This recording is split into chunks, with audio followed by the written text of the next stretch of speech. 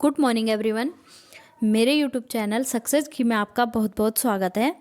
आज हम चर्चा करने वाले हैं कुछ विशेष प्रश्नों पर जो नई राष्ट्रीय शिक्षा नीति से संबंधित हैं। तो चलिए शुरू करते हैं। आज का पहला प्रश्न है, एनईपी का पूर्ण रूप क्या है, यानी कि एनईपी का पूरा नाम क्या है।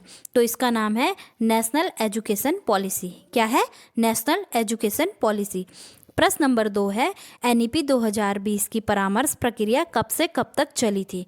तो यहाँ पर जो परामर्श प्रक्रिया चली थी वह चली थी 26 जनवरी 2019 से 31 अक्टूबर 2019 तक। ठीक है। प्रश्न नंबर 3 है, कितने साल बाद भारत में एक नई शिक्षा नीति लागू की गई। तो यह की गई 34 साल बाद, मतलब आज से 34 साल पहले यानी कि 1986 में राष्ट्रीय शिक्षा नीति बनाई गई थी और अब 2020 में नई शिक्षा नीति लागू की गई है। ठीक है। प्रश्न नंबर 4 है, मानव संसाधन विकास मंत्रालय MHRD का नाम बदलकर क्या रख दिया गया है। तो इसका नाम जो अब रख दिया गया है वह है शिक्षा मंत्रालय, यानी कि एजुकेशन मिनिस्ट्री। ठीक है। प्रश्न नंबर 5 है, एनईपी 2020 में कौन सी बोर्ड परीक्षा को हटा दिया गया है। तो यहाँ पर एनईपी ने कक्षा 10वीं की जो बोर्ड परीक्षा है इसको हटा दिया गया है। इसकी जो अनिवार्यता है इसको खत्म कर दिया गया है। ठीक है। प्रश्न नंबर 6 है, राष्ट्रीय शिक्षा नीति 2020 के अनुसार सभी स्तरों पर पाठ्यचर्या और शिक्षा विधि के अंतर्गत आता है। तो इसके अंतर्गत जो आते हैं यह है, पहला, कंप्यूटर शिक्षा पर बल।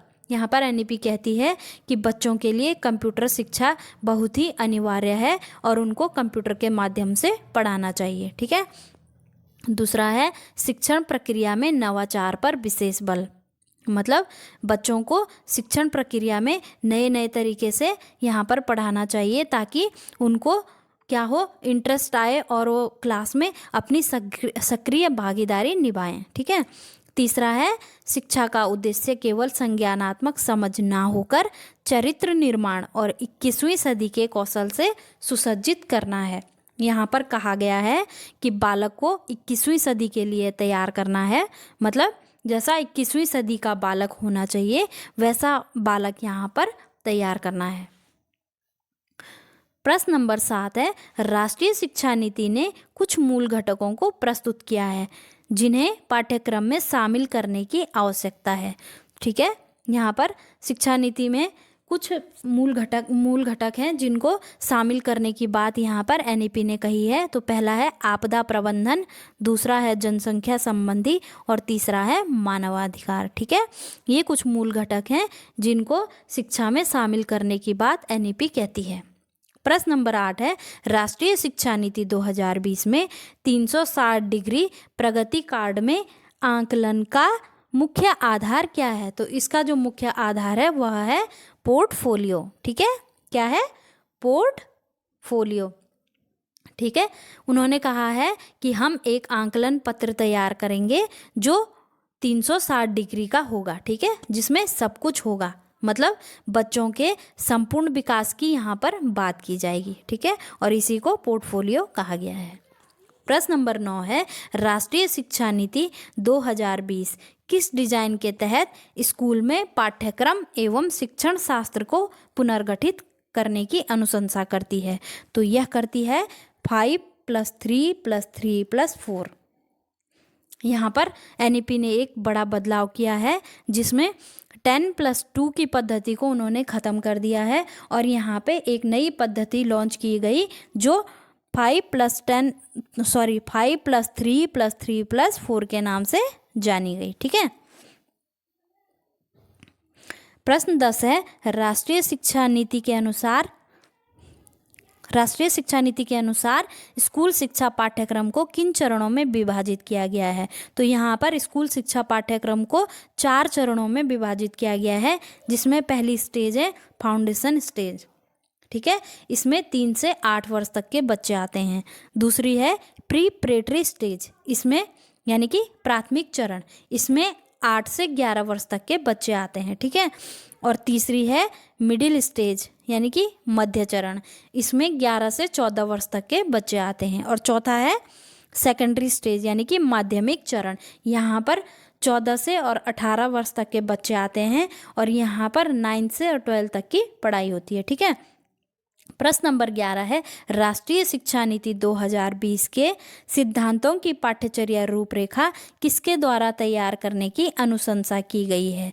तो यह की गई है एनसीईआरटी के द्वारा। ठीक है, किसके द्वारा? एनसीईआरटी के द्वारा। नंबर 12 है, राष्ट्रीय शिक्षा माध्यमिक शिक्षा अभियान का उद्देश्य है। तो इसका जो उद्देश्य है वह है 14 से 18 वर्ष तक के सभी बच्चों को गुणवत्ता आधारित शिक्षा प्रदान करना। यानी कि जो 14 से 18 वर्ष तक के बच्चे हैं इनको गुणवत्ता आधारित मतलब अच्छी शिक्षा प्रदान करना है। ठीक है। और दूसरा है दूरस्थ क्षेत्रों के छात्रों को आवासीय विद्यालय उपलब्ध कराना। एनईपी कहती है कि जो बच्चे दूर दराज क्षेत्रों से आते हैं उनके लिए स्कूल में ही रहने और खाने की व्यवस्था होनी चाहिए। ठीक है। प्रश्न नंबर 13 है, राष्ट्रीय शिक्षा नीति 2020 में पाठ्यक्रम के बोझ को कम करने का अर्थ है। तो यहाँ पर जो पाठ्यक्रम को कम करने का बोझ है वह है पाठ्यपुस्तक कम लागत पर मुहैया करवाना। मतलब कि जो पाठ्य पुस्तकें हैं उनको कम कीमत पर उपलब्ध करवाना। दूसरा है पाठ्यक्रम के व्यवस्थात्मक बोझ को कम करना। मतलब बच्चे का जो पाठ्यक्रम है उसकी व्यवस्था इस प्रकार से करनी है कि उस पर बर्डन नहीं पड़ना चाहिए। ठीक है। तीसरा है क्राउड सोर्सिंग द्वारा पाठ्य पुस्तकों को वित्त पोषित करने की बात की गई है। क्या की गई है यहाँ पर? पुस्तकों को वित्त पोषित करने की बात की गई है। ठीक है। प्रश्न नंबर 14 है, एनईपी 2020 का सभी स्तरों पर शिक्षा की सार्वभौमिक पहुंच सुनिश्चित करने का विजन यानी कि लक्ष्य है। तो इसका जो लक्ष्य है वह है 6 से 18 वर्ष के सभी बच्चों को शिक्षा प्रणाली में वापस लाना है। मतलब जो 6 से 18 वर्ष तक के बच्चे हैं उन सभी बच्चों को शिक्षा प्रदान करना है और उन सभी बच्चों को, ठीक है, शिक्षा प्रणाली से जोड़ना है। ठीक है।